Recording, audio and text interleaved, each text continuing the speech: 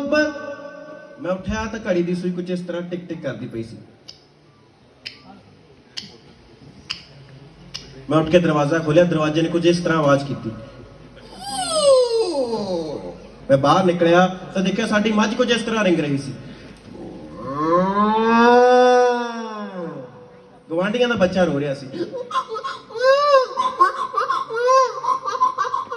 उपरों helicopter जा रहा सी।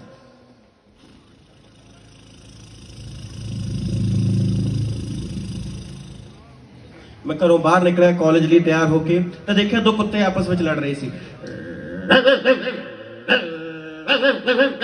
थोड़े जिहा अगे गया तो उत्थे एक जनरेटर स्टार्ट करने वाला जनरेटर स्टार्ट कर रहा सी।